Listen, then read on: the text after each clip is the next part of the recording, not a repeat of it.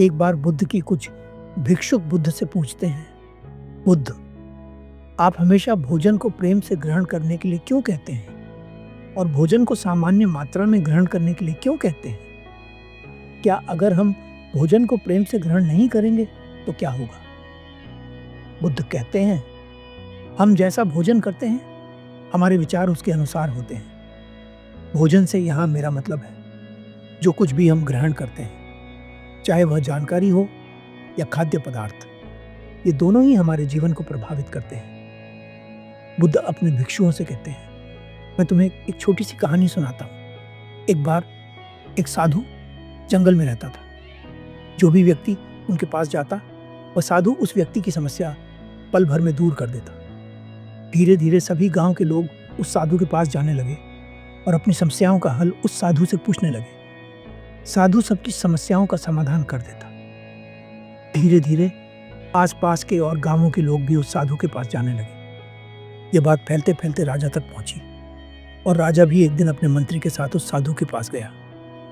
राजा ने साधु से कहा, महात्मा जी, मैंने आपके बहुत चर्चे सुने हैं, आपके पास हर समस्या का समाधान है। मैं चाहता हूं कि आप अपना समय इस जंगल में व्यतीत न करें। मेरे साथ महल चलिए, वहां मैं आपको हर सुख सुविधा दूंगा। आप यहाँ पर ठीक से भोजन भी नहीं कर पाते होंगे, यहाँ पेड़ों के फल तोड़कर खाते हैं। आप मेरे साथ चलिए, मेरे महल में तरह तरह के स्वादिष्ट व्यंजन होंगे, उनका स्वाद उठाइए।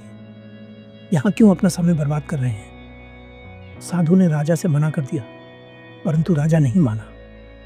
वह जबरदस्ती साधु को अपने साथ ले गया और उसे हर प्रकार की सुख सुविधा देने लगा। समय बीता और धीरे धीरे साधु का व्यवहार बदलने लगा। आप विश्वास नहीं करेंगे, पर यह बात स्वयं साधु भी नहीं समझ पा रहा था कि उसे क्या हो रहा है। एक दिन साधु महल से भागने का मौका पाता है, लेकिन अपने साथ वह कुछ कीमती सामान भी ले जाता है। रानी का हार, कुछ हीरे और कुछ कीमती मुद्राएं।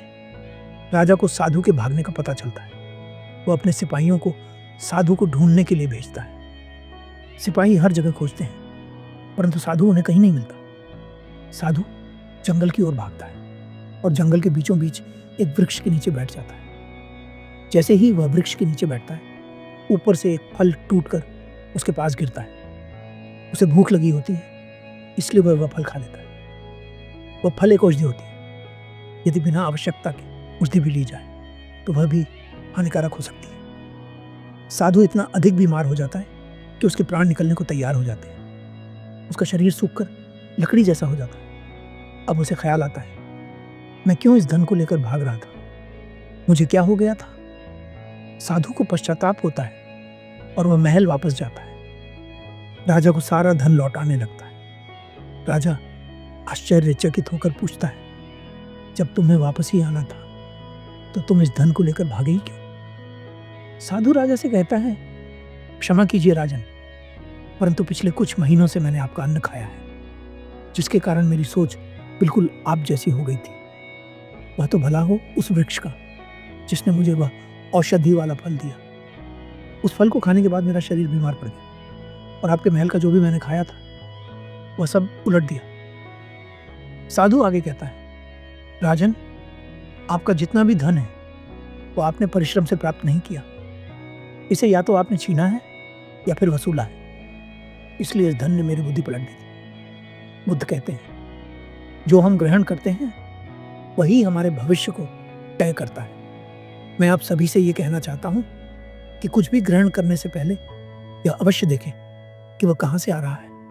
क्या वह क्रोध से आ रहा है, लालच से आ रहा है, ईर्ष्या से आ रहा है या फिर प्रेम से आ रहा है? क्योंकि जो भी आप ग्रहण करते हैं, भोजन हो या ज्ञान, यही तय करेगा कि आपका भविष्य कैसा होगा।